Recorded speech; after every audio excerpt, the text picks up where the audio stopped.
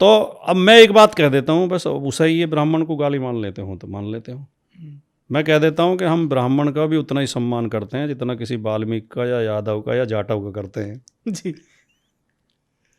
अब अगर बराबरी की बात करने को ये गाली मानते हो तो अलग बात है, लेकिन वो समझदार लोग नहीं मानते। और ऐसे बहुत ब्राह्मण हैं, ब्राह्मणों ने बहुत समाज सुधारक हुए हैं, ब्राह्मणों में जातिवाद विरोधी लोग हुए हैं जी। और जो जातिवादी लोग हैं वो इस तरह के तूल देते हैं और झूठा प्रचार करते हैं। सर आपकी एक कविता है राम पर है जो बहुत चर्चित रही और जिस पर बहुत अक्सर विवाद भी होता है।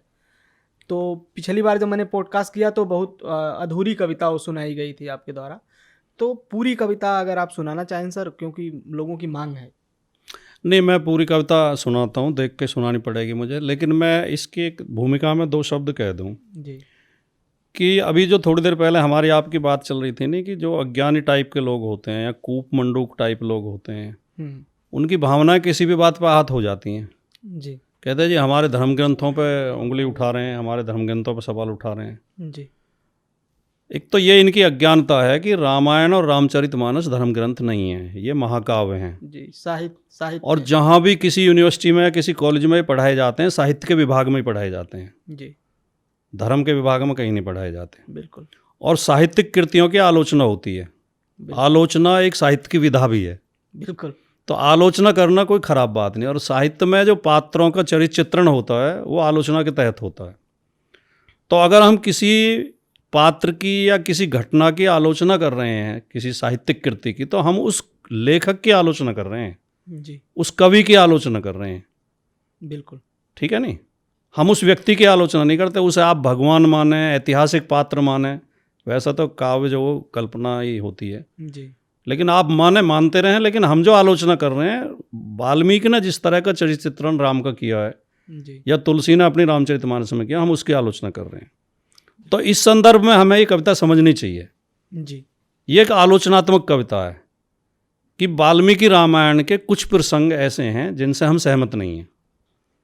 अगर हम होते राम की जगह तो ऐसा ना करते। जी। इसलिए कविता। अब बहुत से मूर्ख सवाल करने लगते, तू राम होता ही क्यों? तू राम कैसे हो सकता था? हाँ। अरे ये एक विचार है। हाँ। विचार को समझने की क्षमता भी तो चाहिए आदमी में। जी, मैं ऐसा तो होता कविता ये है कि भैया खोलना इसे। वो कट जाएगा, कोई नहीं। कविता ये है परमिंदर भाई कि मैं अगर राम होता जी। तो कितनी भी विषम और विकट परिस्थिति में लक्ष्मण को न काटने देता शूर्पणखा की नाक। जी। मैं अगर राम होता तो शूर्पणखा के प्रणय निवेदन के प्रति उत्तर में विनम्रता पूर्वक कहता उससे कि बहन, हम दोनों भाई विवाहित हैं जी। और समय के मारे शक्ति वैभव सत्ता संपत्ति से विरत वन वन भटक रहे हैं दीनहीन, अपने प्रतिकूल समय को व्यतीत करते हुए। अतः हमें क्षमा करो और कहीं अन्यंत्र करो अपने योग्य वर की तलाश।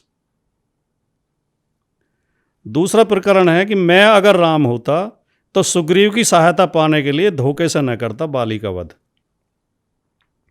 बल्कि दोनों भाइयों को बैठाकर समझाता, उनके बीच सुलह समझौता कराता और फिर दोनों की सहायता लेता सीता की खोज में। जी। मैं अगर राम होता तो किसी नादान व्यक्ति के उपालंब पर घर से न निकाल देता गर्भवती अवस्था में सीता को। मैं उस व्यक्ति को बुलाता और कहता, सीता गंगा जल की तरह निर्मल है मित्र। इस स्त्री ने अपने पतिव्रत धर्म के लिए 14 वर्ष कठोर तपस्या की है वन में। और समझाता उसे कि अग्नि परीक्षा भी दे चुकी है सीता। यदि फिर भी तुम्हें सीता स्वीकार नहीं तो हम दोनों राज्य छोड़कर पुनः चले जाते हैं अरण्य को, किंतु किसी भी कीमत पर निर्वासित न करता देवी सीता को। मैं अगर राम होता तो न करता तपस्या रत शंबुक की निर्मम हत्या। मैं समझाता अपने राज्य के ब्राह्मणों को, रे ब्राह्मणों, निहित स्वार्थों पर आधारित शास्त्रों और प्रपंचों के सहारे कब तक विभाजित रखोगे मानवता को? आडंबर और ढोंग के बल पर कब तक दबाकर रखोगे बहुसंख्यक समाज को? कभी तो तुम्हारा यह कुचक्र अनावृत होगा। स्मरण रहे, जिस दिन ऐसा होगा सिर उठाए चारों तरफ घूमते नजर आएंगे हजारों लाखों संभोग। फिर किस किस का सिरोच्छेद करोगे तुम, और उनके सिर काटने के लिए कहाँ से लाओगे इतने राम। शानदार कविता।